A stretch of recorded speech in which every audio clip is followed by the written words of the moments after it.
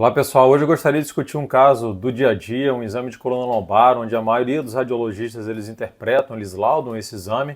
Então esse paciente aqui tinha 20 anos, com uma lombocetalgia esquerda, e de cara nós já vemos essa hérnia volumosa aqui nesse último nível lombar. Então como que eu começo esse laudo? Será que eu olho primeiro aqui o alinhamento vertebral, se ele está preservado, sinal da medular óssea, e depois eu vejo se tem desidratação discal, redução da espessura discal e as hérnias? O meu primeiro passo da avaliação, eu sempre conto as vértebras antes de iniciar o laudo, para a gente detectar bem os níveis e poder passar o nível correto para os neurocirurgiões. Então, para isso, eu sempre utilizo uma sequência localizadora. Eu trabalho em máquina Philips, e na Philips é uma sequência que nós chamamos de MobView. Vou mostrar para vocês essa sequência.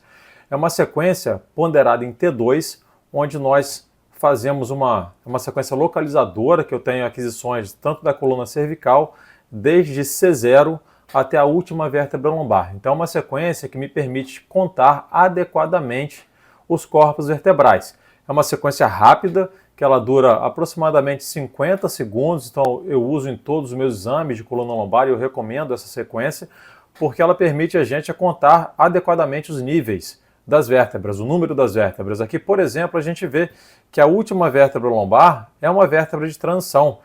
Esse paciente ele tem 4 vértebras lombares típicas e ele tem o que a gente chama de sacralização de L5, que aqui no caso é uma vértebra de transição. Então, ao invés de descrever inicialmente uma herniação em L5, S1, na verdade esse paciente tem uma herniação em L4, VT. Então, como que eu coloco isso, eu passo isso para o neurocirurgião? Falo que na sequência localizadora, que é a sequência MobView, eu observo 7 vértebras cervicais, 12 dorsais e 4 lombares típicas. Tem uma sacralização de L5, que eu denomino vértebra de transição VT no presente exame. E o último disco móvel, que é o disco que pode sofrer alteração mecânica, ou seja, degeneração, eu dou o nome a ele, então eu chamo o último disco móvel, foi considerado L4 VT, observando-se esse disco rudimentar aqui em VT S1. Para adequada enumeração dos corpos vertebrais e identificação de vértebras transicionais, sugere-se correlação com a radiografia panorâmica da coluna vertebral, que é dita como exame de referência para fazer essa contagem vertebral e a identificação das vértebras transicionais. Mas eu me pergunto se os neurocirurgiões eles usam realmente essa radiografia panorâmica da coluna vertebral em todos os seus pacientes, já que a gente consegue fazer uma sequência rápida na ressonância e contar adequadamente o número dos corpos vertebrais. Eu até gostaria que algum neurocirurgião deixasse um comentário aí se eles realmente indicam, antes de algum procedimento cirúrgico, a radiografia panorâmica da coluna vertebral. Então, passando então, só para avaliar essa herniação, como é que seria a descrição dessa herniação? Então, os níveis nós já vimos, a L4 VT tem uma redução da altura do corpo vertebral e essa herniação. No plano transverso, ela está de localização paramediana esquerda, então a descrição ficaria assim: volumosa extrusão discal. Por que extrusão discal?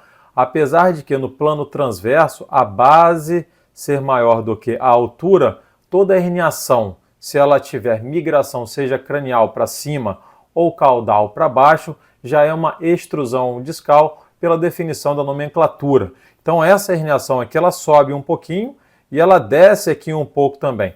Tanto é que nesse nível aqui já é um nível um pouco abaixo do nível discal, onde eu estou no nível do recesso lateral, onde o recesso lateral direito ele está preservado e o recesso lateral esquerdo ele está obliterado pela herniação.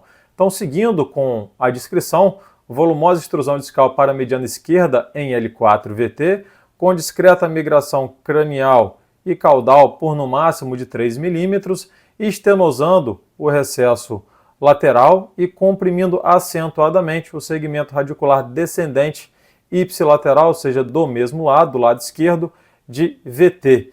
Então aqui a gente vê o segmento radicular descendente direito de VT livre e o esquerdo completamente comprimido, deslocado posteriormente por essa volumosa herniação. Obrigado pela atenção. Se você gostou do conteúdo, lembra de clicar no sininho para ser avisado dos próximos vídeos.